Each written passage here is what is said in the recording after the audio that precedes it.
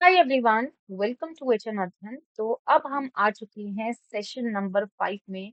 आप सभी को पता है कि मैं बैक टू बैक आप सभी के साथ में क्वेश्चंस को शेयर कर रही हूँ। एंड ये जो क्वेश्चंस हैं ये सभी आपके लिए इतने इम्पोर्टेंट है क्योंकि आप सभी को पता है कि कहीं ना कहीं ये क्वेश्चन किसी ना किसी एग्जाम में पूछे गए हैं। तो अभी हम इन क्वेश्चंस को प्रैक्टिस करेंगे एंड जो जितने क्वेश्चंस हम प्रैक्टिस कर पाए 15 से 20 क्वेश्चंस होंगे जो हम प्रैक्टिस करने वाले हैं। इन क्वेश्चन को बहुत अच्छे से करने वाले हैं ताकि आपका जो कॉमर्स का टॉपिक है या कॉमर्स का जो भी कॉन्सेप्ट है वो आपका बहुत अच्छे से हो पाए।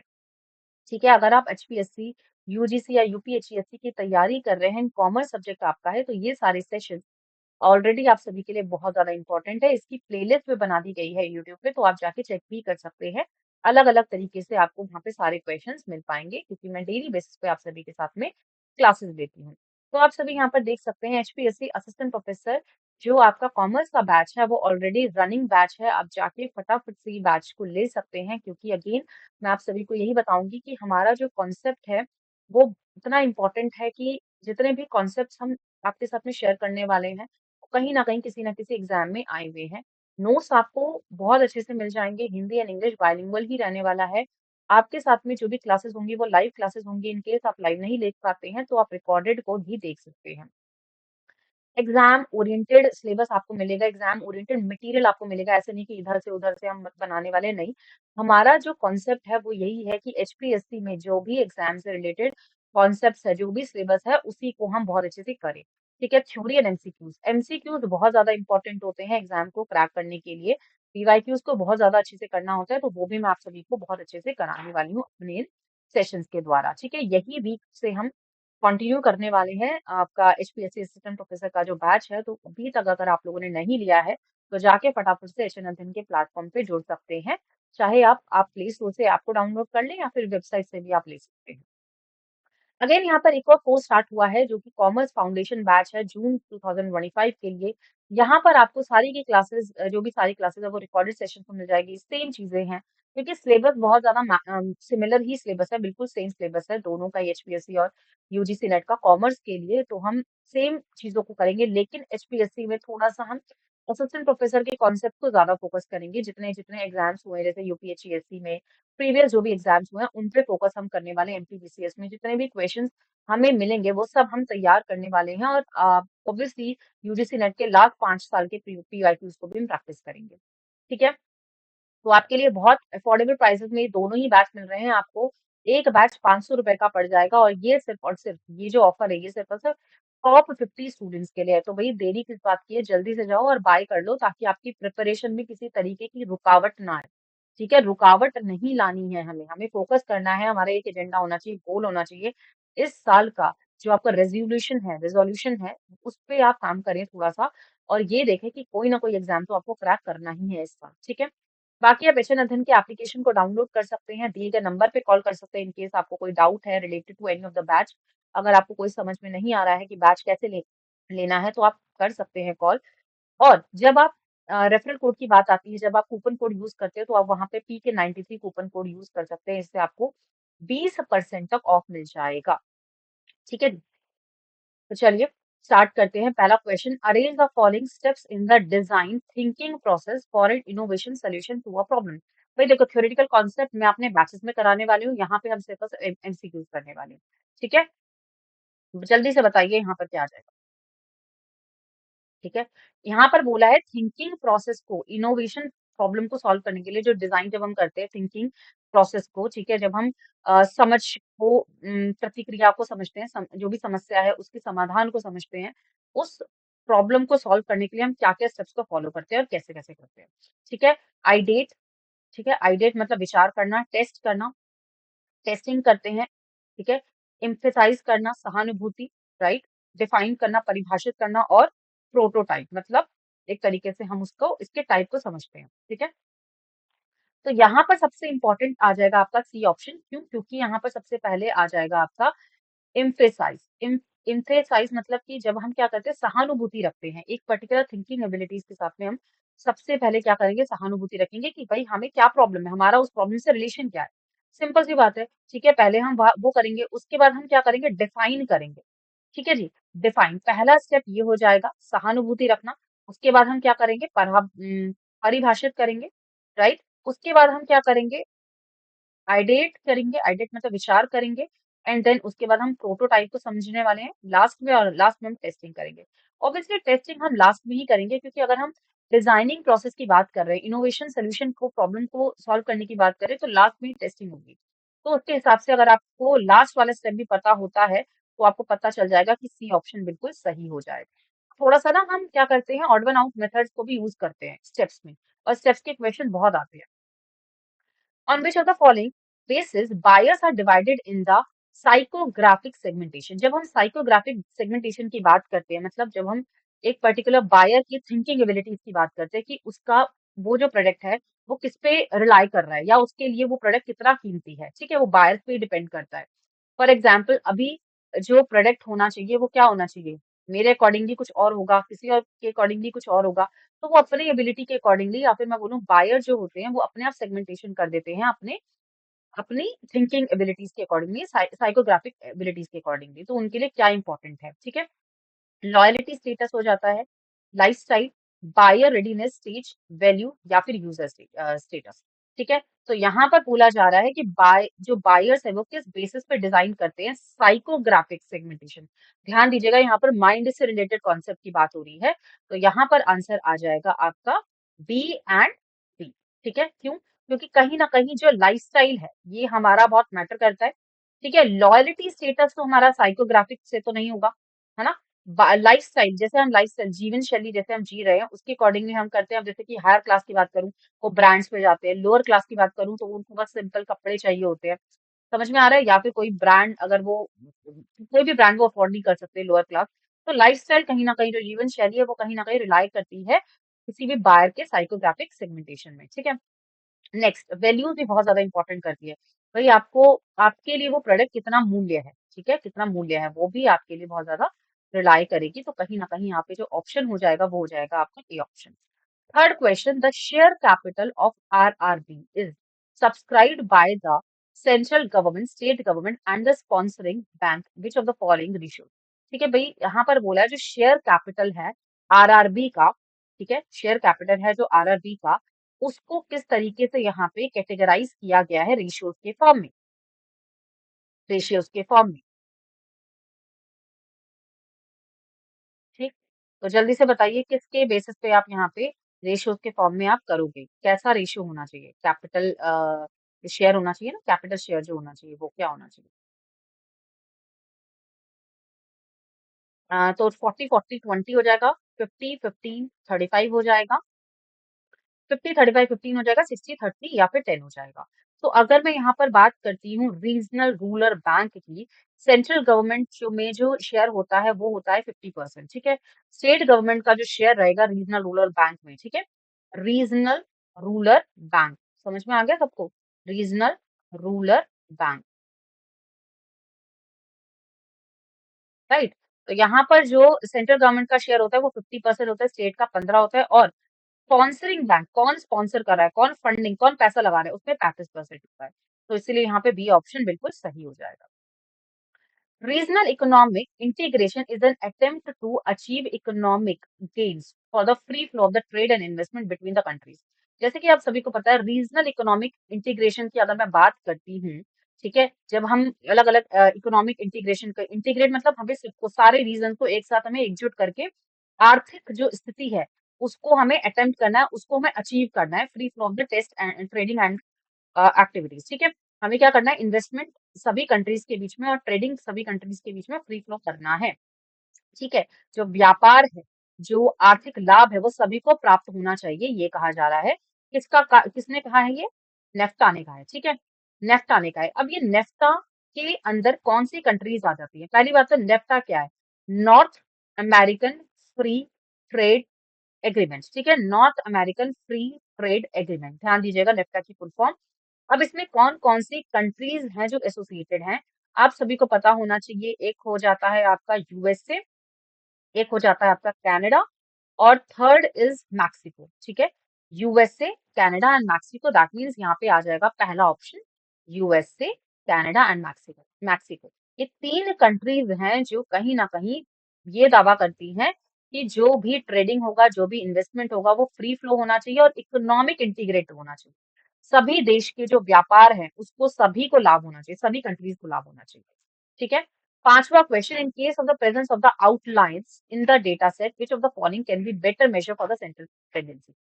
जब हम डेटा सेट की बात करते हैं, तो उस मामले में जो मापन के लिए होता है, बेहतर जो केंद्रित प्रवृत्ति होती है, वो हम क्या यूज करेंगे? Mode, trimmed mean, arithmetic mean, medium या फिर हार्मोनिक मीन। तो यहाँ पर कोई दो ऑप्शन है।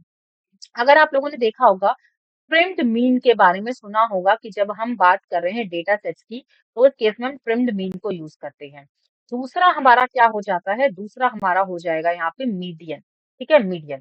तो यहाँ पे आंसर होना चाहिए आपका डी ऑप्शन। एक तो ट्रिम्ड मीन और एक मीडियम, जब हम बात करते हैं सेंट्रल टेंडेंसी को मेजर करने के लिए और डेटा सेट्स को आउटलाइन करने के लिए। ठीक है। Sixth question, which of the following intervention can be used to manage the anxiety created by the merger and the acquisition? जब हम manage करते हैं merger and acquisition organization में, तो क्या क्या हमें यूज करना चाहिए? Speed up of the integration process, हमें स्पीड अप कर देना चाहिए। यहाँ पे प्रोसेसेस पूछे हैं, ठीक है, क्या क्या इंटरवेंशन होने चाहिए, तो हमें स्पीड अप कर देना चाहिए, सभी को एकत्रित कर देना चाहिए। ठीक है, आर्टिकुलेट न्यू विजन, नए नए विजन को, नए गोल्स को, नए ऑर्गेनाइजेशन सिंबल्स को हमें प्रोत्साहन देना चाहिए। एम्प्लॉय की काउंसलिंग स्टेज को लेकर चलना चाहिए, ट्रेनिंग प्रोवाइड करनी चाहिए सभी कर्मचारियों को। Disengage efforts for the termination ceremonies, जो समाप्ति समारोह है, उसको हमें, उसके प्रयासों को हमें खत्म कर देना चाहिए, समाप्त कर देना चाहिए।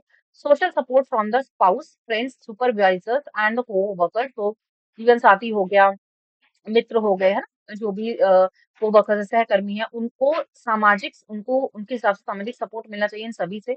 तो क्या होगा जब हम मर्जर एंड एक्विजिशन के, जब हम मर्जर एंड एक्विजिशन हो जाता है, जैसे कभी किसी कंपनी में मर्ज हो जाए, दो कंपनीज एक साथ जुट हो जाए, ठीक है, तो उसके हिसाब से, और एक्विजिट मतलब किसी ने एक्वायर कर लिया उसको, किसी ने टेक ओवर कर लिया, तो उस केस में एंग्जाइटी कैसे होगी और हमें कैसे मैनेज करना चाहिए?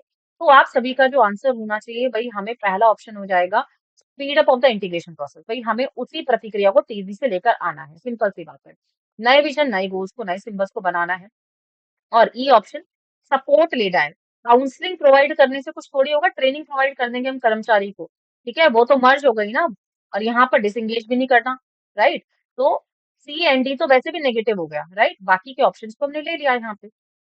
Seventh question, statement 1 and statement 2. The process of the logistic management is to coordinate activities for moving products from the factory to the customers. ठीक है, statement 2 कह रहा है logistic management is only the responsibility of marketing function. इनमें से कौन सा सही ऑप्शन है? The only purpose of the logistic management is to coordinate. Logistic मतलब जितना भी सामान है, उन सबको किस तरीके से मैनेज करना है, ठीक है।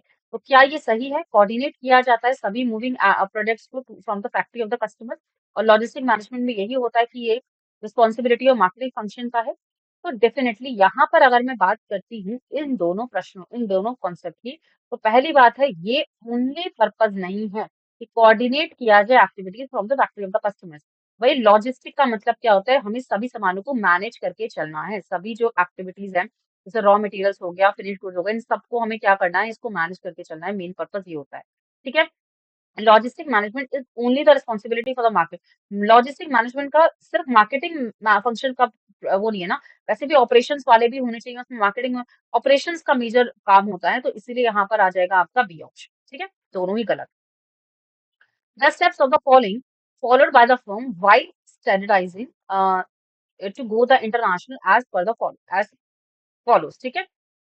स्ट्रैटेजाइज, स्ट्रैटेजाइज जब हम करते हैं, स्ट्रैटेजाइज मतलब रणनीति बनाते हैं, तो उसमें क्या क्या हमें फॉलो करना चाहिए फर्म को इंटरनेशनली, ठीक है, ताकि इंटरनेशनली जाए, अंतरराष्ट्रीय स्तर पर लेकर जाना है, तो हमें क्या करना होगा? डिसाइडिंग व्हेन टू एंटर, कब हमें प्रवेश करना है, इसका निर्णय लेना, ठीक है। मार्केटिंग में, मार्केट में कब एंटर करना, whether go to the global, global हमें जाना है या नहीं करना।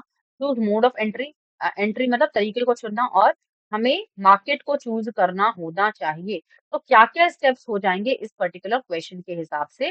तो यहाँ पे सबसे पहला तो होना चाहिए कि whether to go to the global और नॉट, ठीक है, क्या हमें ग्लोबली, क्या हमें अपने प्रोडक्ट को ग्लोबली लेकर जाना है या नहीं जाना है, ये डिसाइड करना पहला स्टेप हो जाता है। क्लियर हो गया? पहला स्टेप हमारा ये हो जाएगा। दूसरा स्टेप हो जाएगा हमारा डिसाइड करना marketing, which market to enter, हमें किस मार्केट में जाना है। प्रोडक्ट से रिलेटेड ही मार्केट होगा, राइट, किस मार्केट में जाना है उसको हमें देखना होगा, राइट।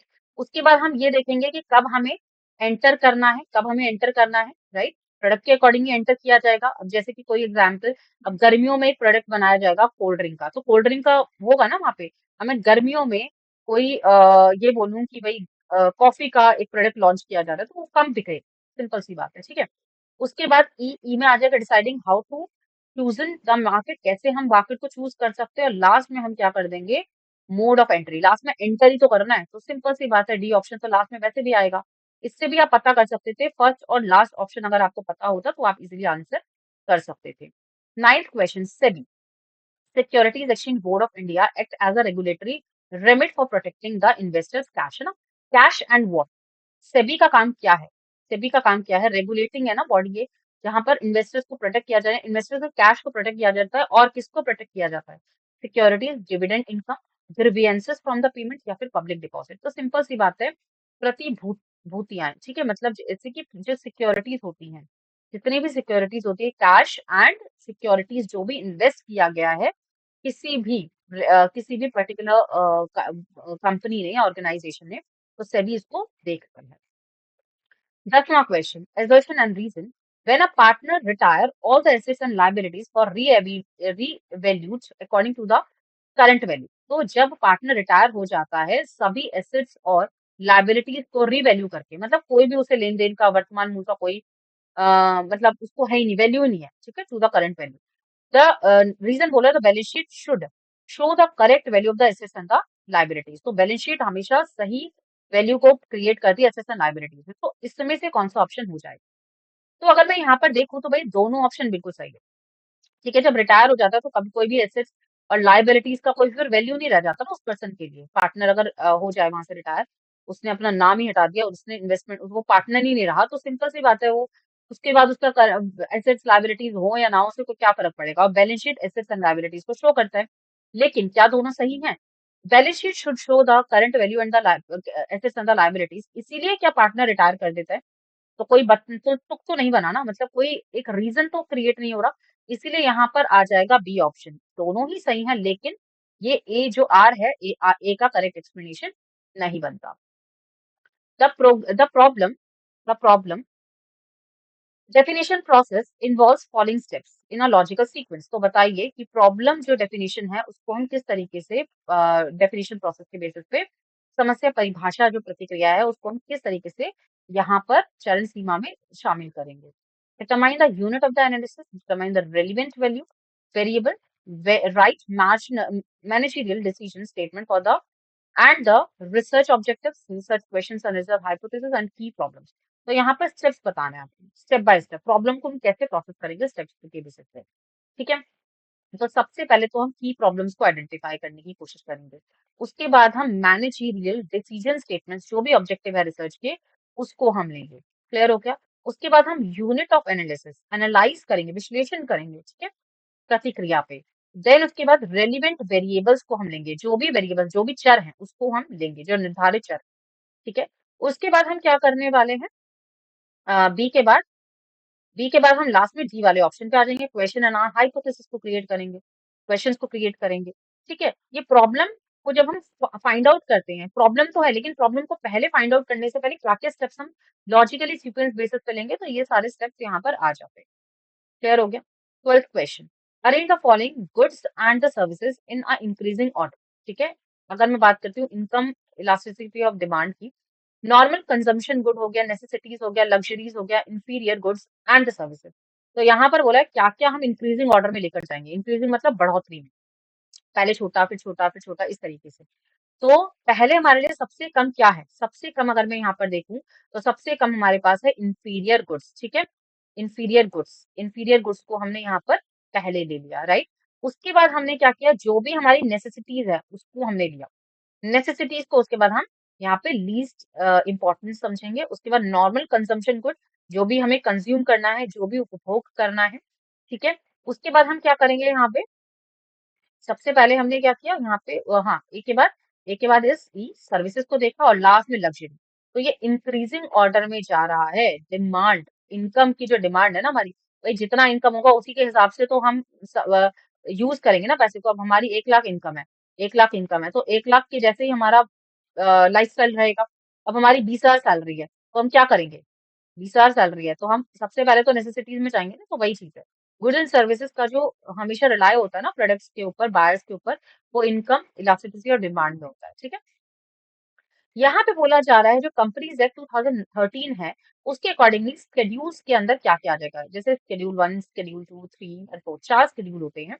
उसके बेसिस पे अगर मैं शेड्यूल 1 की बात करूँ, देखो एक्ट्स को बहुत अच्छे से कर लेना। सेल्स ऑफ गुड्स एक्ट हो गया, कंपनीज एक्ट हो गया, ठीक है, इन सबको बहुत अच्छे से करना है, क्योंकि कहीं ना कहीं कंज्यूमर प्रोटेक्शन एक्ट हो गया, कहीं ना कहीं एग्जाम में इस बार बहुत पूछा गया है। अगर मैं यूजीसी नेट एग्जाम की बात करती हूँ तो एक ऑप्शन क्या हो जाएगा यहाँ पे, मेमोरेंडम ऑफ एसोसिएशन, ठीक है।